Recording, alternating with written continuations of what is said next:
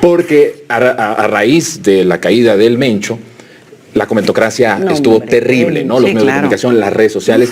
Pero no puede ser que una periodista que tiene un programa estelar en la radio mienta tan descaradamente y diga este tipo de cifras de las reacciones ante la caída del Mencho. Escuchen lo que dijo Azucena Uresti. Híjole. Sí hubo problemas después del abatimiento del Mencho. Por eso. O sea, no digamos que no hubo problemas después. No, nadie está diciendo sí eso. hubo, ok. Bueno, de acuerdo. Quemaron camiones, quemaron Oxxos. 200. ¿Cuántos Oxxos? Tú escribes hoy de más de 1 millón de establecimientos. Tú, así es. Si te leyera Acerobot, sería menos ignorante en tus mesas. Ahí sí te tendrías que disculpar, Arturo Ávila. Oye, ¿cuántos decían el Oxxo? 300,000 Oxxos. Arturo, no lo digo yo. 300,000 Oxxos afectados e incendiados. No, hay 24,000 Oxxos. Después de 1 millón de Oxxos, dice el señor del PAN, y Azucena Uresti, son 300,000 Oxxos quemados. No hay 1 millón de Oxxos en él. No, o sea, son 20 y tantos mil, 25,000, 24,000 más o menos, ¿no? Los Oxxos. Sí, pero justo, no sé si ustedes se dieron cuenta que trataron de cambiar la perspectiva de la gente ante la caída del Mencho como si hubiera sido algo muy malo. Claro. Como que cambiar esa perspectiva de que era muy malo que cayera un personaje que creó Calderón, que empoderó Peña Nieto. No, que no se diera ese contexto. Exacto. Y además liberó. Es decir, perdón, hay cosas que no debemos de olvidar. Exacto. Mira, ahora, yo sí creo que hay varias cosas que hay que aclarar aquí. En primer lugar, es falsa esta narrativa que ha querido instaurar la derecha de que Andrés Manuel López Obrador se abrazaba con los narcos y que los soltaba y que no los combatió. Esto es totalmente falso. Las pruebas que presentaron son cosas totalmente son cosas absurdas. Una foto de Andrés comiendo tacos con un doctor al que ellos confundieron con el Mencho, ¿no? Eso es increíble, que saludó a la mamá del Chapo Guzmán porque la señora le había pedido que intercediera por una cuestión de derechos humanos, estaba en la obligación de atender eso como parte del gobierno mexicano, ¿no? Y además, perdón, eso no es una prueba de absolutamente nada más que es decir, la señora no es responsable de las cosas, de lo que hace el hijo. Que si le liberó al Chapito, ¿no? A Ovidio, ¿no? Y en realidad, Ovidio, ¿dónde está ahorita? Está en Estados Unidos. ¿Quién lo entregó? Lo entregó el gobierno. Sí, lo capturó y lo entregó Andrés Manuel. Exacto, lo capturó Andrés Manuel, lo entregó el gobierno de Andrés Manuel. Entonces, eso, por supuesto que no tiene absolutamente ningún sustento. Si tú revisas además la lista, para irnos a cosas muy cercanas, hace unas semanas el gobierno de México entregó 29 capos muy importantes al gobierno de los Estados Unidos. La gran mayoría de esos capos, más de la mitad, fueron detenidos durante el gobierno de Andrés Manuel López Obrador. Entonces, esta idea de que de que Andrés se abrazaba con los narcotraficantes y los dejaba y pensaba, los protegía y pensaba que así se iban a resolver las cosas, obviamente es propaganda. Esto no es cierto. Incluso para confirmar lo que tú estás diciendo, que además es tan evidente, acordémonos que en el 2022 el gobierno de Andrés Manuel captura al hermano del Mencho. Sí, desde el principio del gobierno de Andrés Manuel hubo una lucha frontal contra el cártel de Sinaloa y contra el cártel Jalisco Nueva Generación.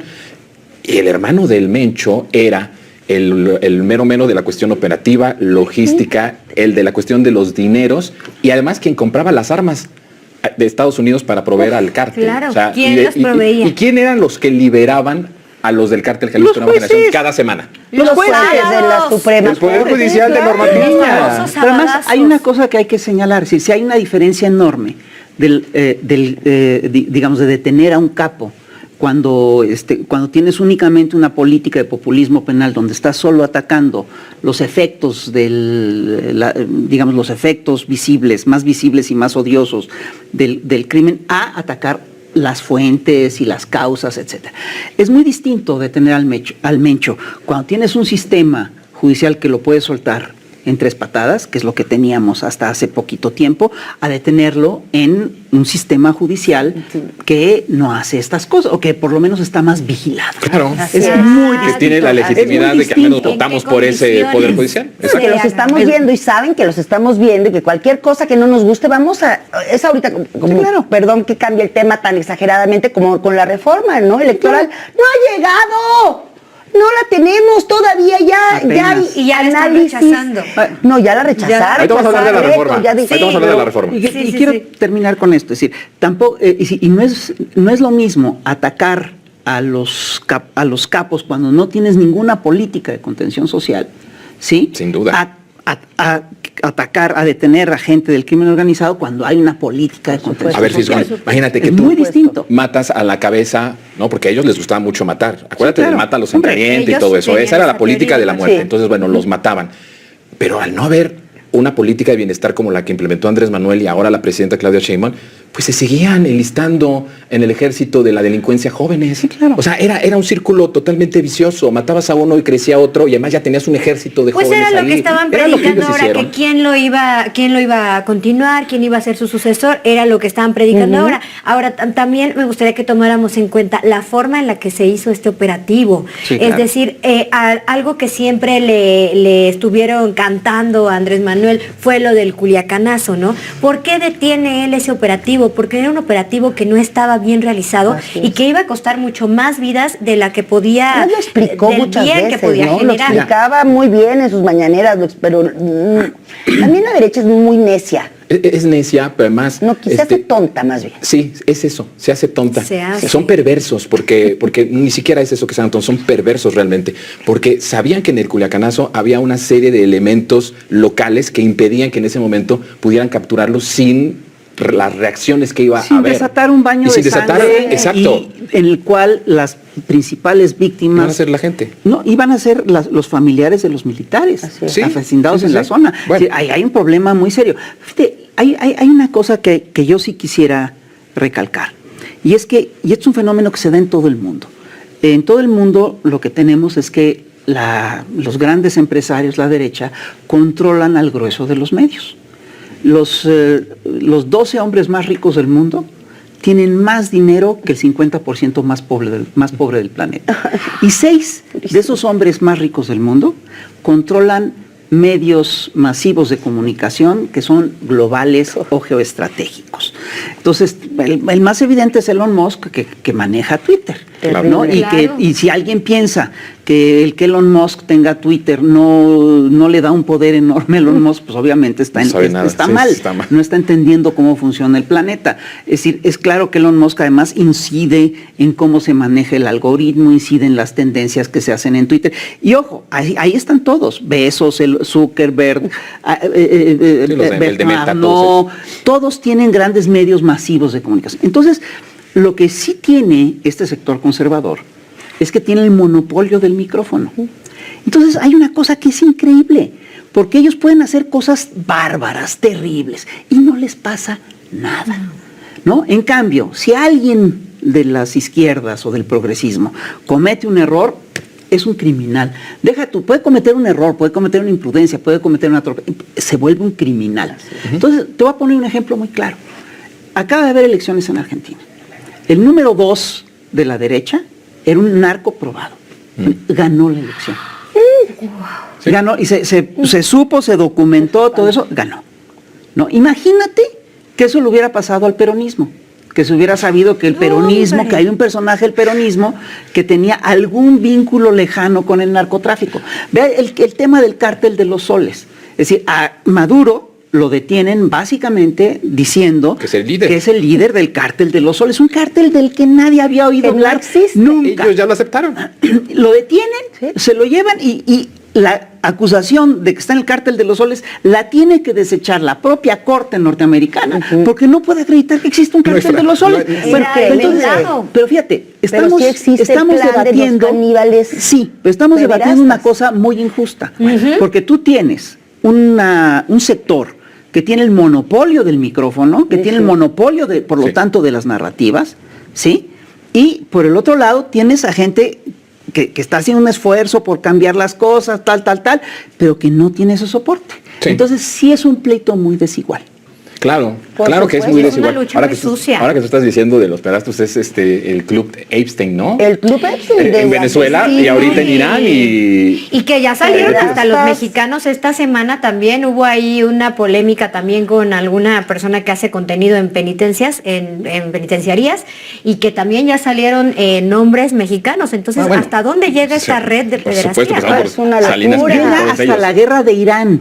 Es la Sí. guerra, así como hubo Así guerra de es. los pasteles, estamos en la guerra de los sí, pedófilos. sí, Es una guerra que está hecha para encubrir los Exactamente, escándalos de claro. pedofilia. Que salgan ahí más- Pero tienen más- la capacidad de taparlo. Eso es lo que es La verdaderamente maquinaria increíble. enorme de la que Bueno, hablaba. es que- La maquinaria enorme acuérdate- le hace el vacío y no hay nada. Fisgo, que sigue siendo Estados Unidos, que yo digo más que Estados Unidos, los sionistas, en cuestión de los medios de comunicación, sigue siendo la propaganda más poderosa, la de Estados Unidos, la de Occidente. Por supuesto, los dueños en del la mundo. cuestión en tecnológica eso, iba China muy lana. bien, en la cuestión armamentista iba Rusia bastante bien, pero en la parte propagandista, esta maquinaria sigue siendo muy poderosa, la de Estados Unidos, y ahora vemos Israel, ¿no? Pero bueno, ya tenemos que irnos a otro video, ya se nos está terminando el tiempo del primer bloque. que nos Ay, pero está picamos, muy nos rica Nos la picamos. plática, Pero está muy seguimos, rica. seguimos con esta línea porque Sí. Jesús Silva Herzog habla justamente de lo que ya dijimos acá con respecto a Claudia, que renunció al abrazos no ¿Cómo no? balazos de Ay, Andrés Manuel. porque me A haces ver. enojar, Jonathan.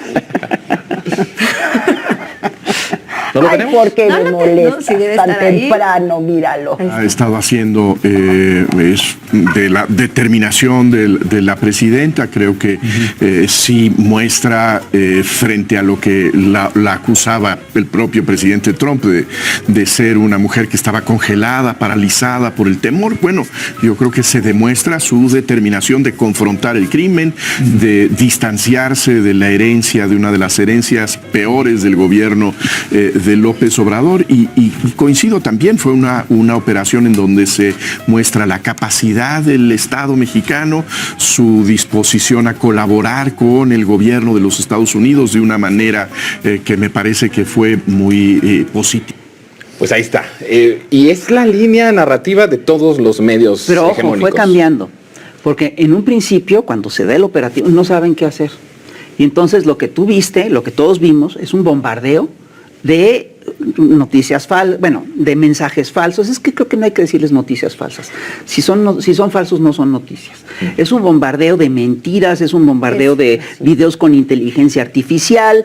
Y luego, cuando después de que ven que eso no está funcionando, ¿sí? Ellos se rehacen y entonces buscan armar esta narrativa, que es una narrativa muy insidiosa. Es una narrativa que básicamente plantea que Claudia está rompiendo con Andrés Manuel López Obrador y que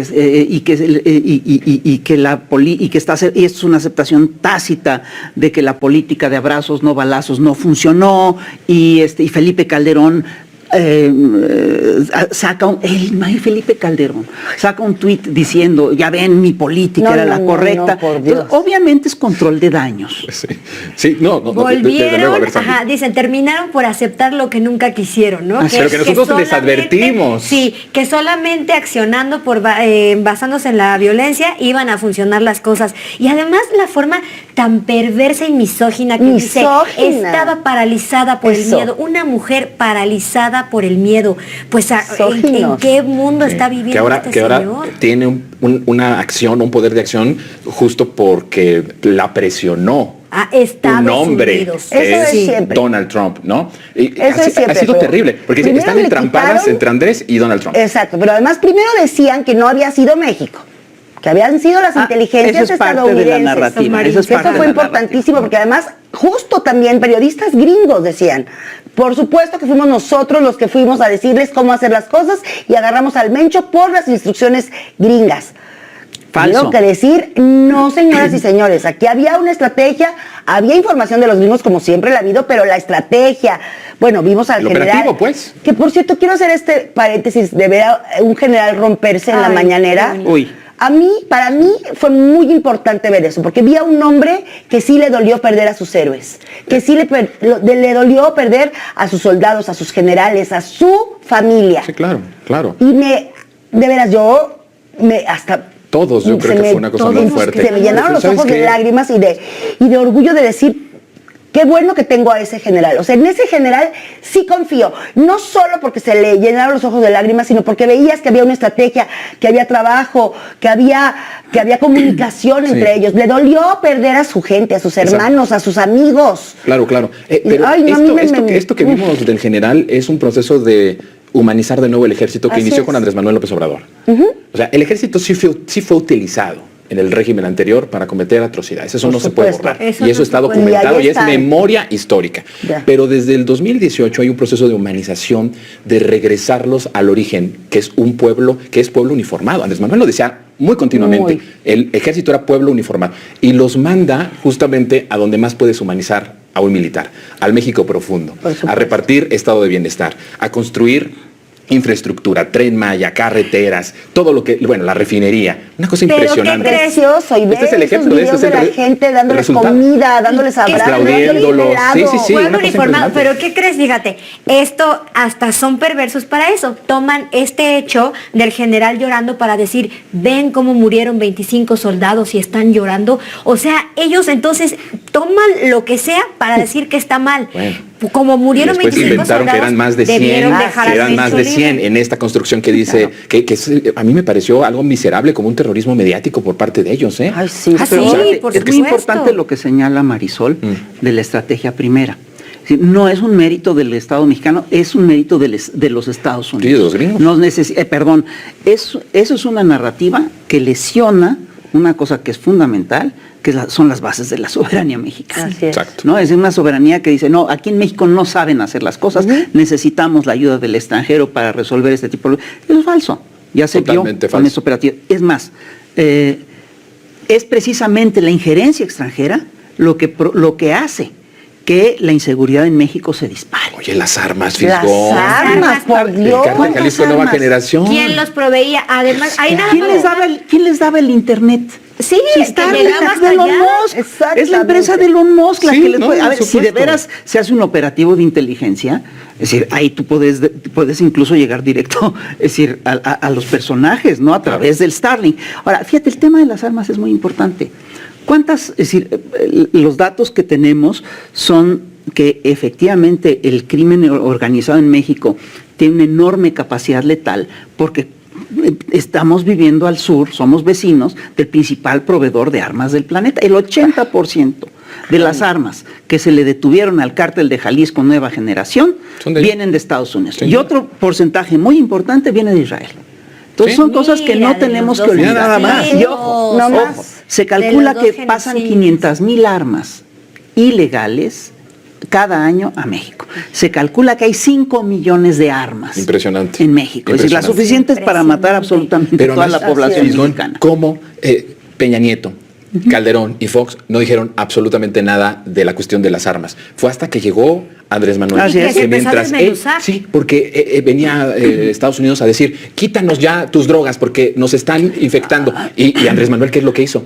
Una demanda que sabía que no iba a prosperar y todo el mundo dijo, ¿para qué hace eso? Lo hizo para visibilizar y tener un equilibrio de poder, al menos narrativo, pero sustancial, de decir, oigan, sí, las drogas, pero ustedes nos dan las armas con las que acá se matan y matan a muchos mexicanos.